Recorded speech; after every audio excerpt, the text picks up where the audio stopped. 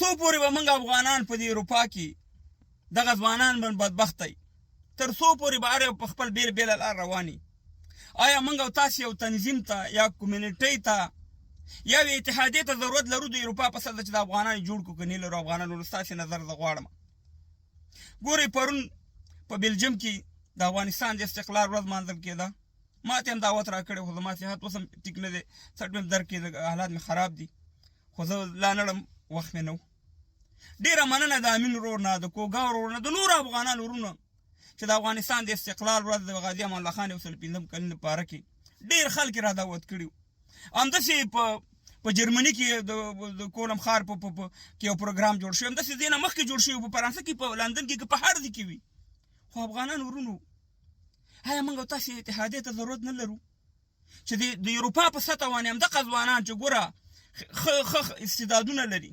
تعلیمونه لري، موږ او تاسې پوه خلک لرو. ګورئ افغانان ورونو، دا خو ډېره مننه د دې ورونو نه چې دا پروګرامونه جوړوي، د خپلو ځوانانو ته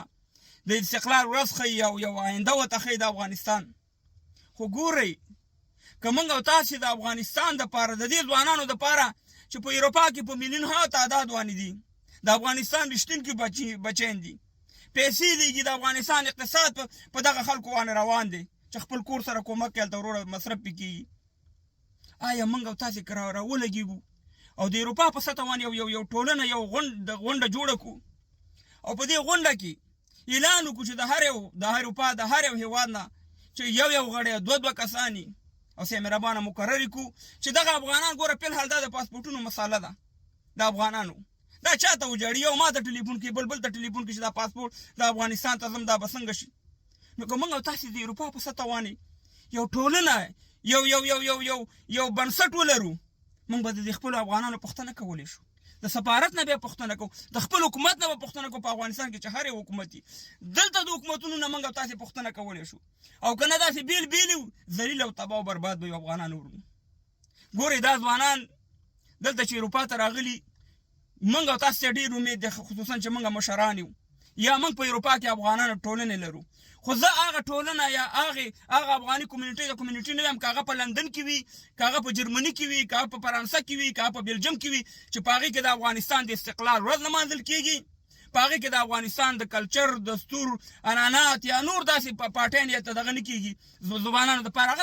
زموږ نمایندګي نه کوي، ځکه هغه یو څو اشخاص دي، په هغې باندې به څه وکړم، په دې لندن کې په لسهاو دي، زه پې څه وکړم چې هغې کې د افغانستان د ملي شیونه افغانانو ته نه ښودل کېږي، د ځوانانو دپاره پروګرام نه وي پکې، زموږ د بچیانو دپاره پکې پروګرام نه وي.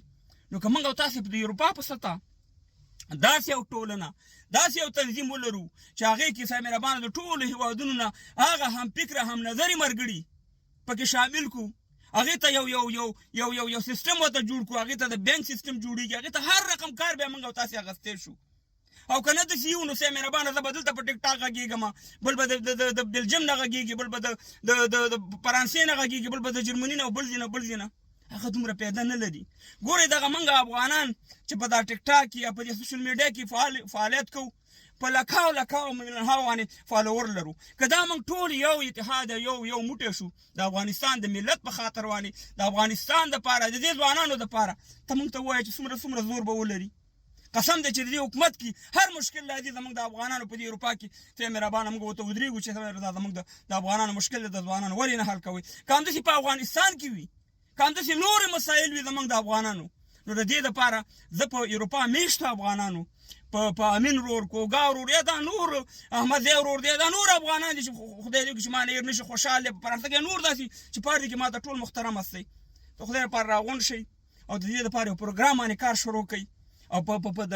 یو پروګرام ونیسئ یو ځای کې. خیر دی موږ به د لندن نه درشو، نور ملګري به راغواړو، دا ځوانان به را دعوت کړو، یو غټ پروګرام به جوړ کړو او موږ او تاسې به یو داسې ټولنه، یو داسې بنسټ جوړ کړو چې د دې خپلو ځوانانو چې دغه اروپا ته راغلي، وروره یو په یو کوڅه کې، بل په بله کوڅه کې، بل په بله روان دي، د دې لپاره به کار کوو، ټول به راسره یو ځای وي، یو غږ به وي، یو طاقت به وي. ګورئ دلته د هر مملکت خلک چې دی خپلې ټولنې لري، خپل د استقلال ورځې لمانځي، خپل د کلتور یا خپل د کلچر یا د خپل لباس یا د خپلو ماشومانو دپاره پروګرامونه جوړوي. مګر موږ بدبختانه موږ څوک یو ځای کي څوک بل ځای کي مهربانه نو که دا ټول یو موټی شو نو انشاءالله دا به یو ډېر ښه نظر ستاسې نظر هم غواړم الله دې وکړي چې په دې باندې زموږ ځوانان کار وکړي چې هر چا دا کار وکړو زه عسکر یم به حیثیت زه عسکر یم که یو 2 روپۍ په ما راځي داسې ټول افغانان موږ تاسې دې ته تیار یو خو چې یو بنسټ ولرو